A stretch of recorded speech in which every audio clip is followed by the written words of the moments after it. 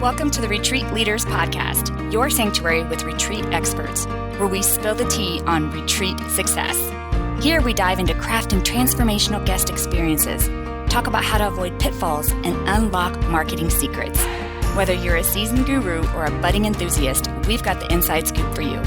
Join us as we learn how to flourish in this magical world of retreats.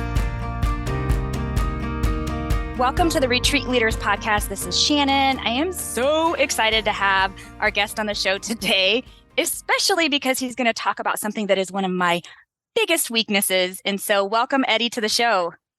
It's a pleasure to be on here, Shannon. Thank you so much for having me. Yes, awesome. Well, first, let's just start off by you telling everyone a little bit about yourself, like who you are and what do you do? Yeah, so my name's Eddy Miranda, and I'm pretty much like a full stack marketer. You could consider me almost like a fractional CMO or CMO, which is a chief marketing officer. My background has really spanned about over 20 years. I'm not going to say my real age, but I'm a little bit over 40. But basically, at the age of 18, I got into graphic design because I was a graffiti artist in high school and I just didn't want to get caught by the cops or go to jail for that kind of stuff. So I ended up switching to digital. So I started doing flyers for a few flyer houses here inside of Miami, clubs, attorneys, brick and mortar stores. I pretty much ran the gamut. But in like 2008, when the whole depression kind of happened, let me start my own like printing company. And in that, I actually started learning how to do web design. And this wasn't like using WordPress or Shopify. Like I learned how to hand code the website, HTML, CSS, stuff like that. So I started learning the chops when it came down to that. In 2011, I actually got hired by a church here locally in Miami. I was already doing a bunch of volunteer work, doing some graphic design, but I got hired as a graphic designer and I was also their lighting director as well. So I kind of like mixed the both creative fields together when it came down to that. So it was really, really cool. But while I was working there, I started a company called Deem Design Studios, which was, on the design aspect, building social media ads, building print flyers, also website designs. And with the clients I ended up getting, it was a lot of fitness clients because that was the niche that I was kind of in.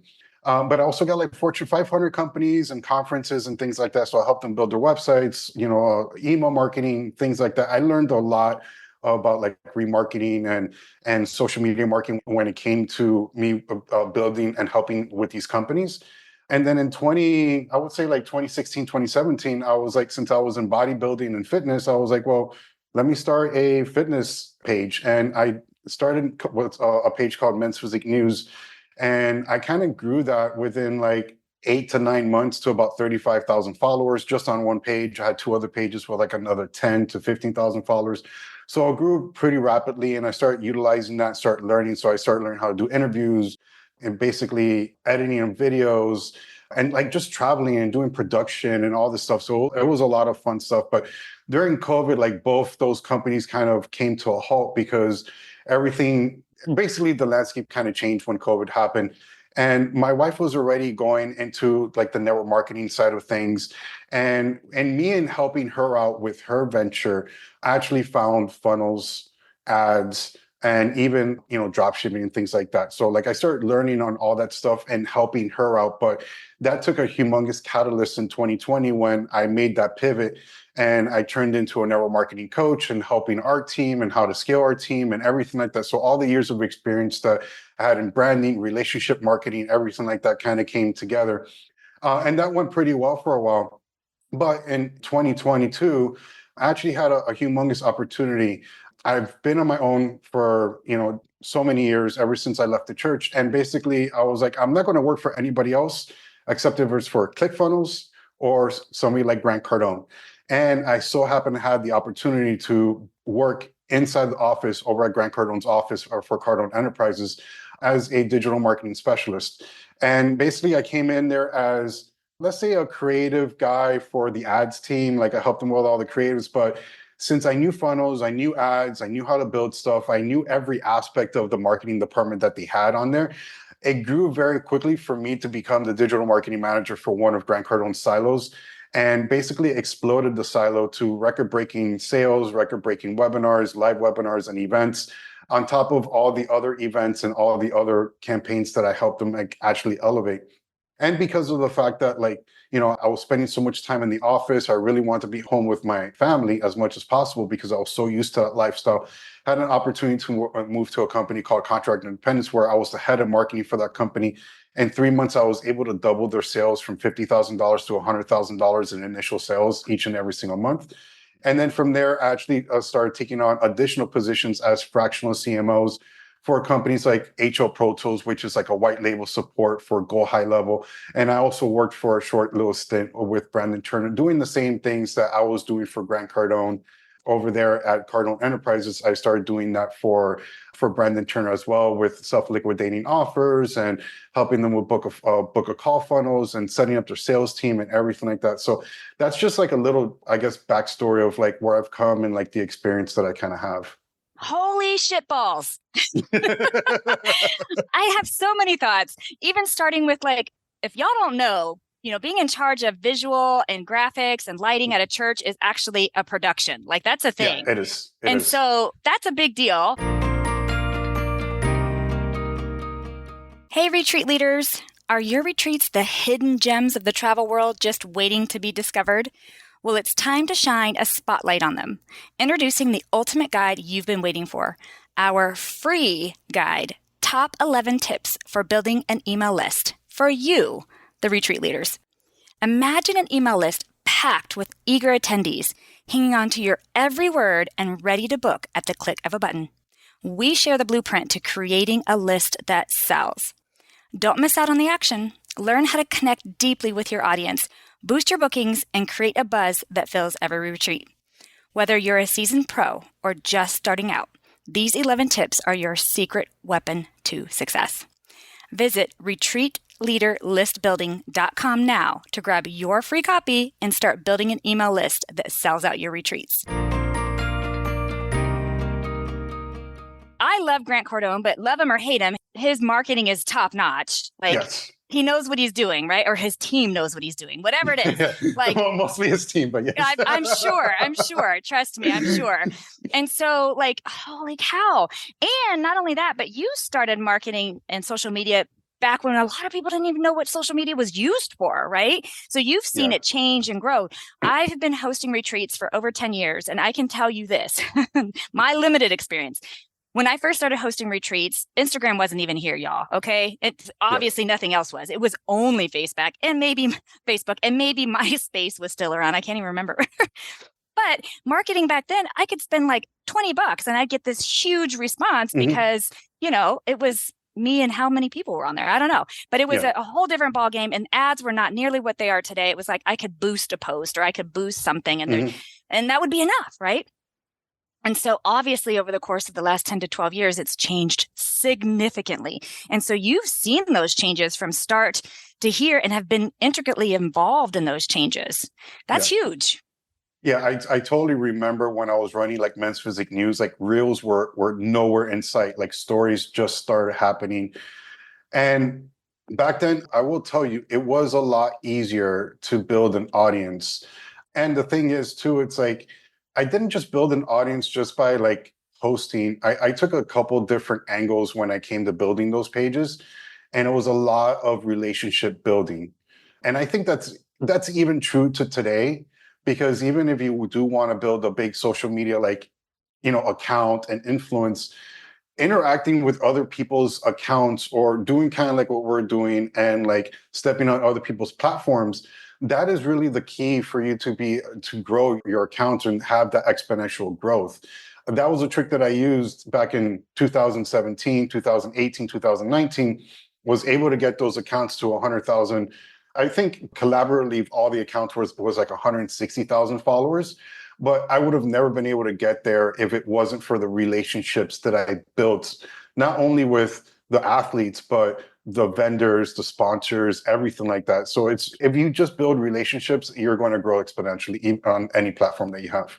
Oh, I love hearing this. So, because I'm watching the market, and I've seen the market grow and change for retreat hosts and retreat leaders. And, today's retreat host and retreat leader that's brand new, they genuinely think they can just throw something on social media and they're all of a sudden going to have their out. And it's like, that shit didn't work back then. It sure as hell is not working today. You know what I mean? Like, it's just not how social media is designed. Right. And I also will say, you have to know your niche market. What generation are they? What platform are they even on? Are you speaking their language? You know, most of my guests for my retreats that I host are mostly on Facebook. For me, you know, the Instagram and the TikTok, don't get me wrong, I'm on them for sure, but I'm getting like just fun stuff on there, right? I'm not getting a whole lot of business on there. And that's not to say that you can't, because you absolutely can. That's just not where my demographic is for my retreat guests. And so I think it's important too to know who your demographic is. Where do they spend time at on social media? And then build those relationships that you're talking about. You cannot just throw shit out there and go, why is no one signing up? Yeah. And you strike a very good point, right? Because the way I kind of look at it, like whenever a client comes to me, is like, hey, I have this and this niche, or I work in this and this niche. And I'm like, okay, well, you have to consider where the audience is at. Like, not every single platform is created equally. Every single platform has a purpose, right? Facebook is awesome for building relationships.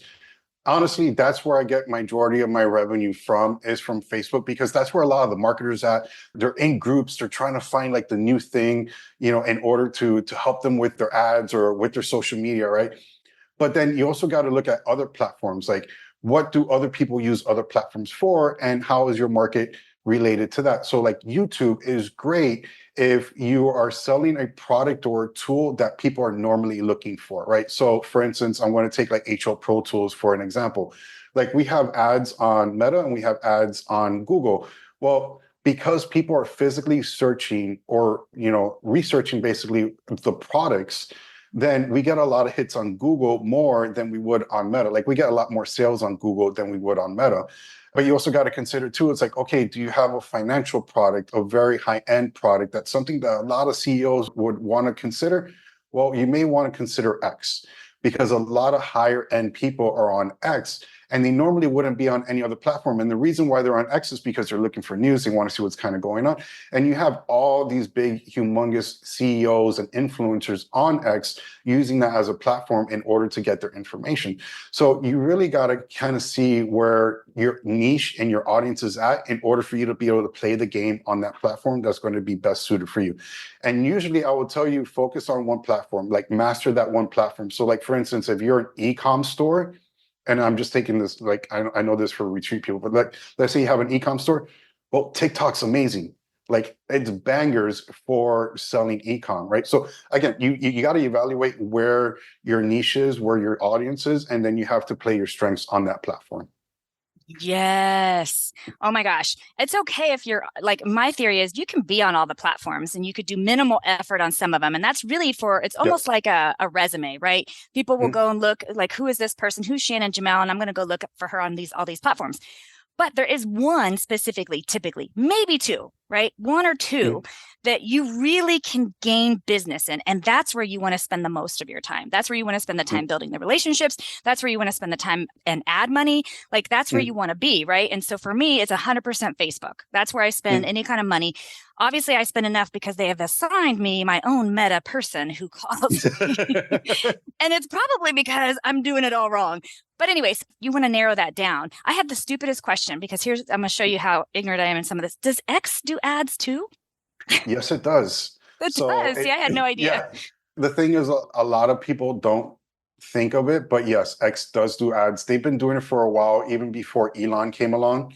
But I would tell you something, for what it is not the most robust system. There's still a couple of things in there that, like, if you're used to like Meta ads or even TikTok ads, because they work almost pretty similar, you'll find certain things that you're going to have to like jump hurdles in order to try to make it work. But yes, you can run ads. I think the best that you could use for it, a lot of people with e-com stores are using that, a lot of politicals, of course, because of the fact of the cycle that's happening right now. But I've seen a bunch of finances or promoting their events. So I've seen those ads work really, really well on X. I'm actually talking to a whole lot of other people to see like what's kind of working for them, you know, what niches that they're working in, and see how it's working, you know, because I've been on X, and the niches that I have worked on, especially like real estate, they haven't been as lucrative as what Meta has done, but I have seen other success stories on X as well that people are doing really, really well on there that's actually outbeating Meta for them. Okay, so once again, it comes down to knowing your audience and where they spend the time, and then that's where you Exactly. spend your time and money. Okay, we both agree that Meta is a great platform for probably a good chunk, whether you're X, Z, Y generation, there's a good chunk of people who are going to Facebook. And then, a lot of the ads, they cross over into Instagram anyway. So if you've got a bulk on Instagram, it's still, a good place to be. So I want to narrow in on that. Hey, it's Shannon here. I'm just popping in really quickly to ask a big favor. Would you pause the show and go review it for us? Please. Reviews really help us to be able to get more guests and more experts on the show to help you transform your retreats. So if you wouldn't mind pausing and leaving us a review, that would mean everything. And if you're not already subscribed, do that too. Give us a couple of just tips because I just got to tell you, every time I go in there to do an ad, I'm like, oh, holy hell. Like, it feels so complicated to me. And I know that, gosh, I feel like the old lady that is like refusing to learn something new. So anyway, what kind of tips can you tell us when it comes to Meta ads? So the thing is like, don't overcomplicate it. The thing that I will tell you about Meta ads is that they're overall trying to simplify as much as possible on the ad platform. So if you see things like Advantage Plus audiences, if you see things like Advantage Plus placements, whenever you see something like that, or Advantage budget optimization, things like that, like utilize those things because they're trying to simplify the platform as much as possible, especially on the audience section of it. And I know that that's where a lot of people have their hangups, like, oh, how do I target? Like, what interest base do I do? How do I build my audiences? Things like that. At the end of the day, like, throw that out the window because, like, I can run campaigns and I will never touch the audiences and I could get amazing, amazing results. Because at the core of it, what's really kind of happening on the Meta platform, and you could even take this into TikTok as well, because TikTok's very simplified with their platform as well, is that everything lies on the creative. So what you used to do before with targeting, right, pre-iOS 14, like, hey, I want to be able to get all these entrepreneurs, so I'm going to target Grant Cardone, I'm going to target Russell Brunson, I'm going to target all these high-end entrepreneurs so I can get their audiences. Well, if you go in there, like, you're not even going to be able to select those names anymore anyways. So what you have to do is, like, on the actual creative, where the copy is like, you actually have to call out your avatar. So you have to be a little bit specific. It could be, I'm looking for entrepreneurs that are making $250,000 a year or more, right? You have to get very, very specific because now what's going to end up happening is that Meta is going to take that information. It's going to read your copy. That's why, like, sometimes things get kicked back super quick because it's AI skimming through everything first, because they're using AI as much as possible on the platform to, work with the algorithms and everything like that. But utilize your copy as much as possible to target your ideal clients. And then just let Facebook do the work. Like, you don't have to put any interest base or anything like that. As long as you are very, very methodical on how you're making your creatives and calling out your avatar and making sure that it speaks to the audience that you're trying to get to, then your targeting just becomes so much better, so much sharper, and you're going to get much better results without overcomplicating anything inside the actual ad platform. Oh my gosh. Like, we needed this conversation 5 years ago. I can't tell you how much I overcomplicate it. Well, 5 years ago, it was pre-iOS 14. And I mean, because it was pre-COVID, and during the whole COVID pandemic, that's when they switched everything.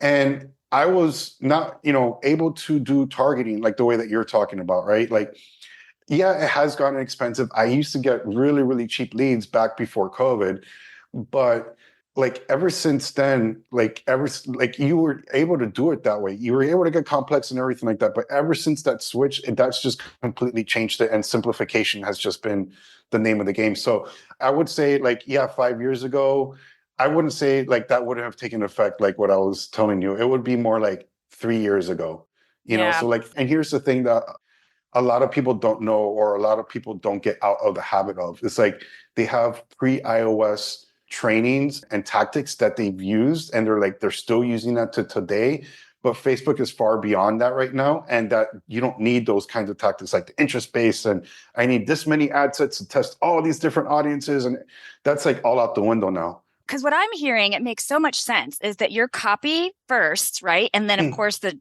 creative that goes with it, right? But your copy, because it's all algorithm based and AI based and search based, right? So this shit's so intuitive that I think if I even say cowboy boots, all of a sudden all these cowboy boots are coming up on my, Meta platform. So if you're even if you even spend a half a second longer on a retreat, right, or whatever it is on the platform, next thing you know, those kind of ads are going to start popping up, right? So you're right. It's so intuitive now, and it's very much behavior and interest driven just by your actions that I didn't even think of that. You don't even have to go in there and get so complicated with it. Holy cow. No, you don't. And the thing is, like, you're funny that you say that, because like I work with clients, like when I worked for Contract Independence, I was working with their ads, but then all of a sudden, just because I was working on their stuff, like I started getting a slew of ads from all the other competitors and see what everybody else was doing. But just like the other day, I was, doing an audit for a client, which owns a print on demand store. And then all of a sudden, I'm start getting all these print on demand stuff. So yeah, it's super intuitive. Just the moment that you click on something, then you're going to start getting like all those ads are related to it. Yeah. So I love this. So super simple, like really. And I think too, correct me if I'm wrong, but they kind of reward you for listening to them, right? So like if they're saying, I recommend this, and you ignore it, then they're like, well, I'm going to slow this shit down then. But if you say, yep, let me just make those adjustments, because I've seen that on my own ads where my Meta person calls me and we put together an ad, and then there's like recommendations. And if I listen to them, because they'll tell you every few days if there's a recommendation, if there is one, I go in and say, yep, agree, adjust, whatever. And then it starts getting more traction again. And so it's almost like if you listen to what they're recommending, they almost reward you with it. Yeah, they do. And you'll actually see, like, let's say you're running a campaign with a couple ad sets, it may tell you, hey, these ad sets are similar, so just combine everything.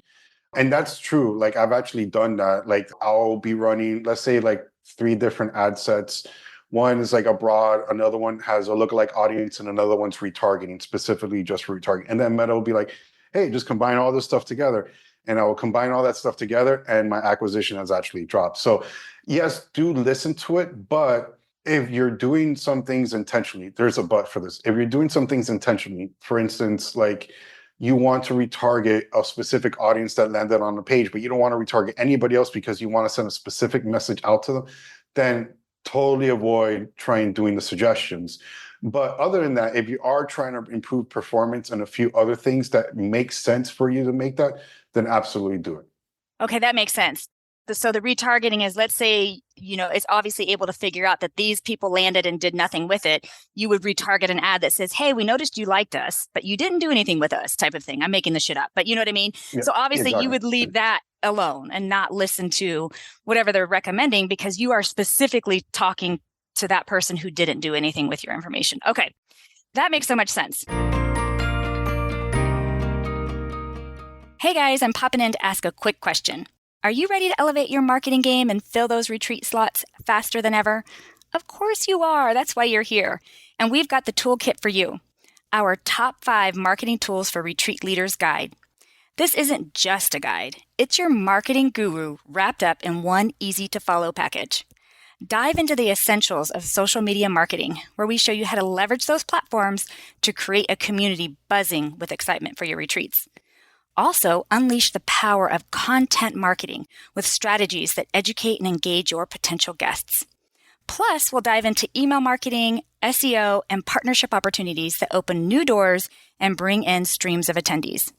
So why wait to make your retreats the talk of the town? Download your free guide today by visiting retreatmarketingtools.com and start transforming your retreat dreams into reality.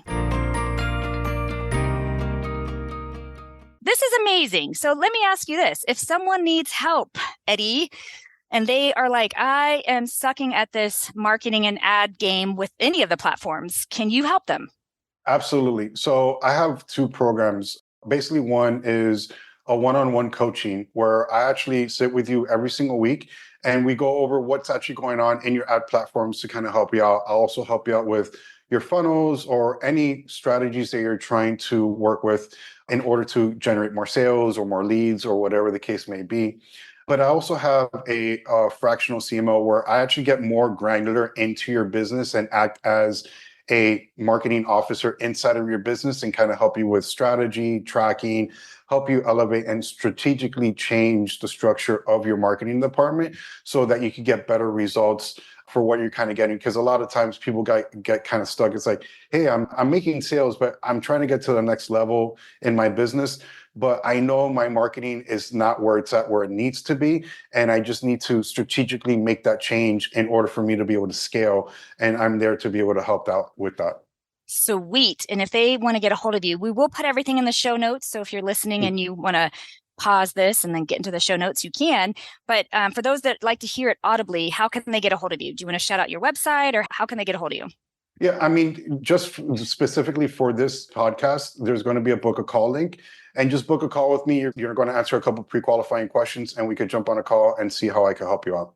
Sweet. Thank you, Eddy, so much. I can't tell you how much you've helped me personally. So I know for a fact you've helped other folks on this podcast. So thank you so much for your time. And I look forward to seeing how this can be so successful. Absolutely. It's a pleasure to be on here, Shannon. Thanks for listening to the Retreat Leaders Podcast. Learn more at www.theretreatranch.com. See you next time.